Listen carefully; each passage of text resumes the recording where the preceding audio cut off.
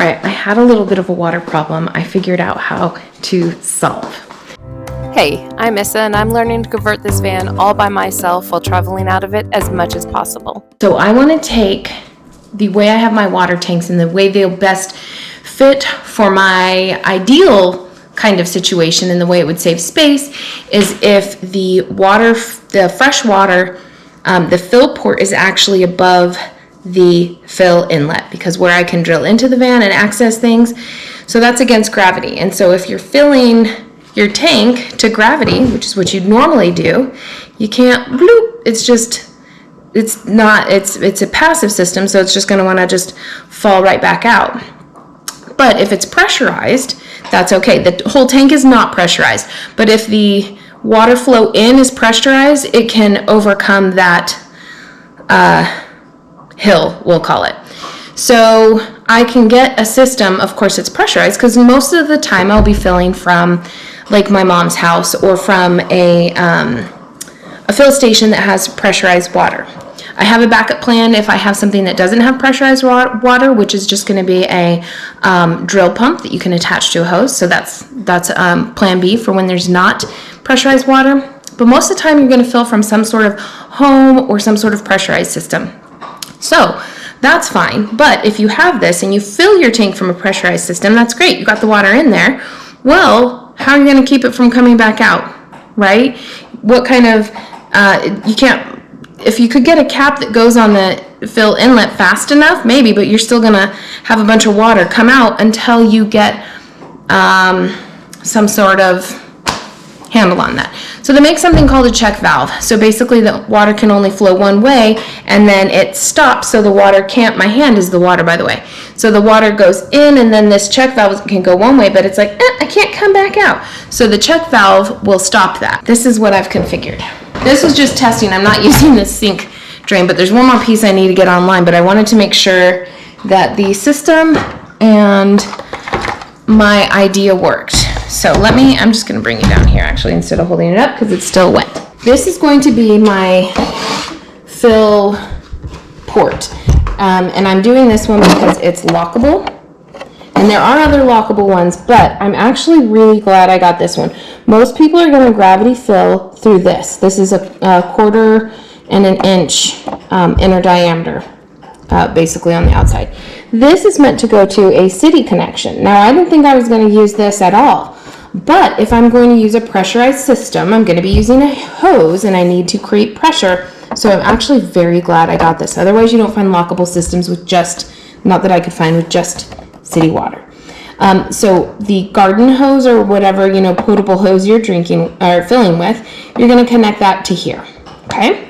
So this is only a 1/2 inch. And I need to have this go to a 1.25 inch fill tube with a spout, which I'll show you on the water tank. So on the back, here's where the ingenuity comes in play. So here's the spout from this whole device. This is going to a 1/2 inch female to a 3/4 inch male bushing reducer. Okay, so that's what this thing is called. It looks like this. I didn't end up needing this particular one. I was thinking a different idea, but it looks like this. So this is the male, that's the female, okay? So a similar piece is connected right there.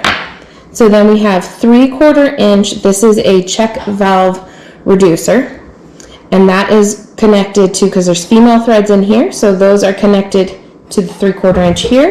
This is the valve, so the water flows this way, but it cannot flow back up this way. And then this is just where I connected to. I happen to have this Camco kitchen sink thing that I'll be using later, but it's 3/4 inch thread, and it allowed me to test out my idea. So I was able to hold this high above the gravity fill and make sure it didn't leak back down, and it held its water because I have the check valve.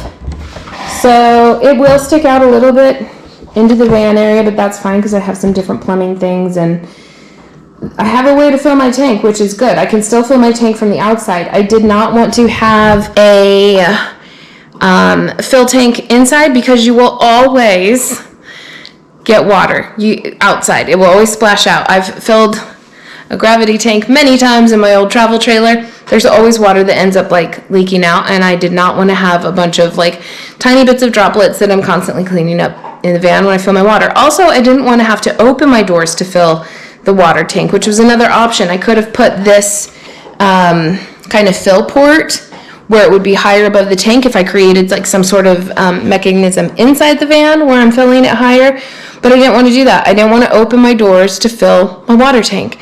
And I was also thinking like inclement weather. If it's raining outside, I don't want to be keeping my doors open to fill the water tank. If it's raining or it's snowing, I just don't want the doors open to fill the water tanks. Just don't. And this way I can just hook up the water, let it fill, and if it overfills, it's going to just go through an outlet. You'll see all that stuff later. But now I can fill my water tank against gravity from the outside without opening my doors. Pretty pleased. I haven't seen this done before, and I probably wouldn't necessarily recommend it, but I'm pretty pleased with what I figured out to make it work for me. Now the reason I'm filling against gravity is the way the water tank's set for the best kind of placement for everything, because I have to also consider the gray gravity line as well, and my sink dimensions and the sink depth, and make sure everything's trending down. So this is what I have decided to do. Time will tell if it's a good idea. I forgot something I wanted to address. So these couplers that I'm using are PVC. There's a couple different PVCs, Schedule 40, Schedule 80. Schedule 80 is generally deemed more stable, but PVC is okay for drinking water sources. I am going to have a filter as well, just in case. For many reasons, I don't like all of the plastic, but it is what it is when you're building out a van. The PVC though, the issue is when it's exposed, so Schedule 40, when it's exposed to UV light or high temperatures, it's not stable. Well, these systems are going to be inside my van, so they're not going to see temperatures over 140, which is like the breakdown point that I understand for PVC. And they're certainly not going to be having hot water go through them, unless it's Arizona. But it won't be that hot. But yeah, so if anyone has questions about like, oh, using PVC fittings, well, plastic's not ideal, but it's what it is. My whole tank is plastic. I can only do so much versus what I need to live in a tiny space to make me feel the most comfortable. So that's a note on PVC.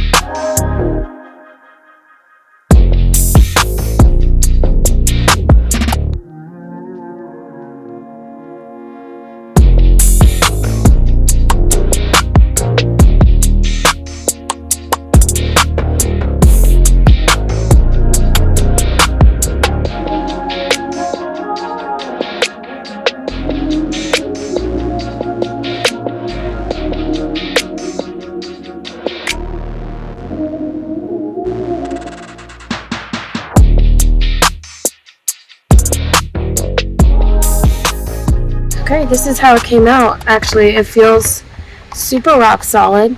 So I put in the 3 screws and this is how I mount it to the van, except the van would have maybe a backing plate. So I'm using this as its backing plate.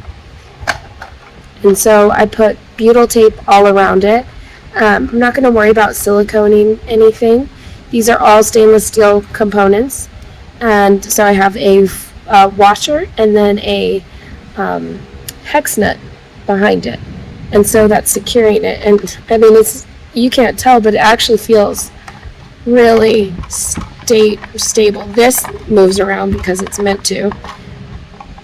But this angle is just so much easier. You might be able to see how much different that is, how close that is if you were to have a hose versus this.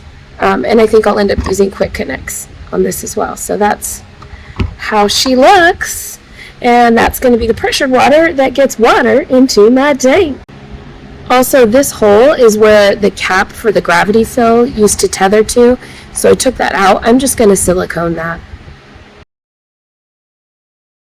So I made yesterday one of these. This is just a little frame to go around the water inlet tank on the inside of the van, so I have something to adhere it to the thin metal wall.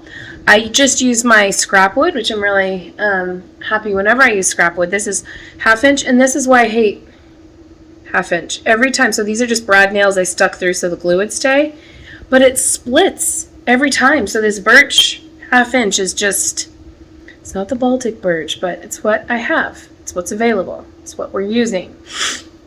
But yeah, because it splits, I ended up, can you see, treated that with some wood glue. The whole point was just so that this structure would be sturdy and in place, so I'll eventually screw nails into this. So that's really all I needed. So that's fine. So I have this box that's just kind of shimmed in there by itself, which is nice.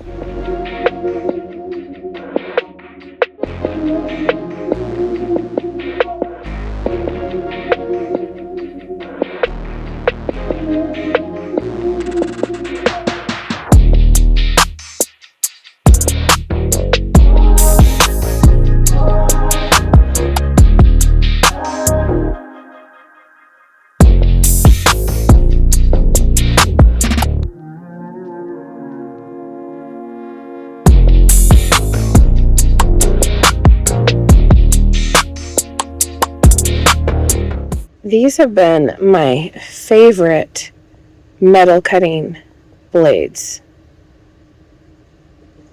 So that's how many teeth. It's 21. It's for thin metal. And these blades just, I don't know, they just work really great. I am about to cut the very last hole in the visible part of my external part of my van. The very last viewable hole. I have 2 more holes, at least to my knowledge, that I need to cut, but they're going to be on the floor where you can't see. So this is the last outside hole. It's kind of like I don't know, feels like kind of a big deal.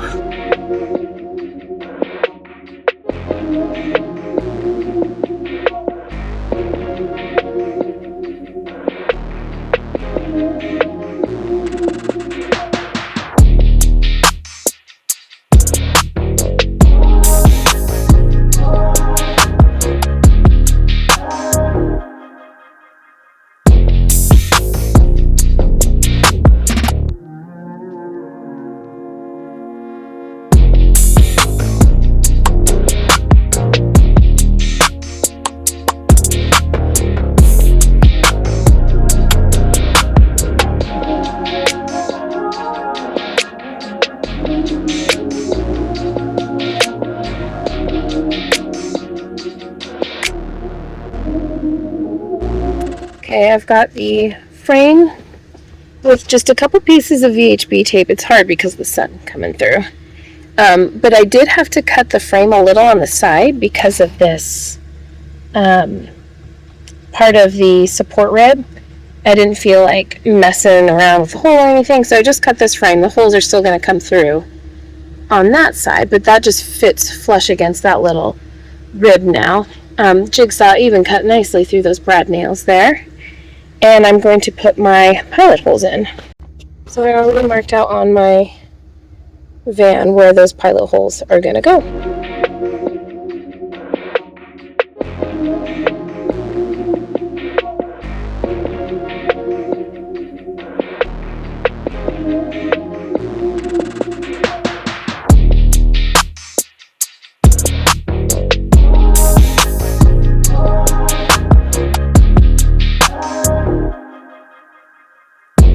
So we've got all the nice butyl tape around her. Just gonna get her secured into the hole.